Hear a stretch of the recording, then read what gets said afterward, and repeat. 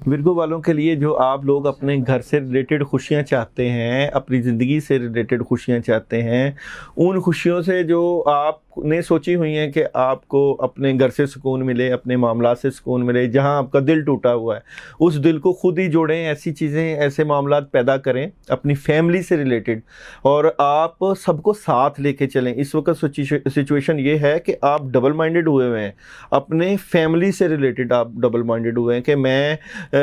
کیا کروں، کون سی طرف جاؤں، یا کون سا فیصلہ کروں جو آپ کو فائدہ دے یا نقصان دے۔ فائدے نقصان اللہ تعالیٰ کے ہاتھ میں ہوتے ہیں، نہ ہی بندہ ان فائدوں کو حاصل کر سکتا ہے اللہ کی مدد کے بغیر۔ تو اس سچویشن میں اپنا جو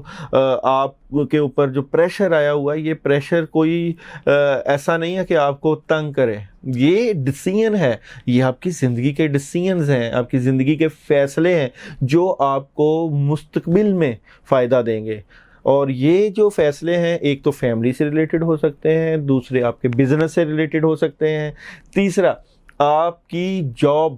اس سے ریلیٹڈ ہو سکتے ہیں کہ آپ کو 2 اپرچونٹیز آ سکتی ہیں۔ شاید آپ پچھلی جاب کر رہے تھے، آپ کا دل ٹوٹا تھا، تو آپ دوسری طرف جا رہے ہیں، سوچ رہے ہیں کہ میں اس کو جاری رکھوں یا دوسری کر لوں۔ اگر آپ ایجوکیشن میں ہیں تو جو آپ نے سبجیکٹ رکھے ہوئے ہیں شاید ان سے آپ ذرا جو ہے وہ مایوس ہوئے ہیں، تو آپ سوچ رہے ہیں کہ اب جو ہے وہ نئی شاید جدتیں پیدا کر کے نئی ایجوکیشن کی طرف چلا جائے۔ بیسیکلی آپ اس وقت ڈبل مائنڈڈ ہوئے ہیں۔ اس ڈبل مائنڈڈ ہونے میں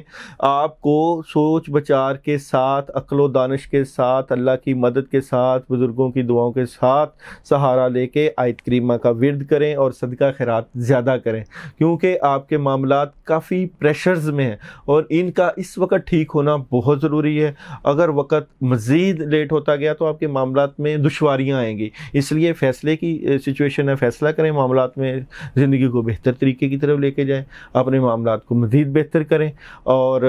جو ہے زیادہ سے زیادہ وظائف کی طرف آئیں، اللہ کی مدد کی طرف آئیں، کیونکہ پہلے بھی آپ کو اللہ کی مدد سے فائدہ ہوا ہے، تو اب بھی اللہ کی مدد سے فائدہ لیں گے تو زندگی مزید بہتری کی طرف ہو جائے گی۔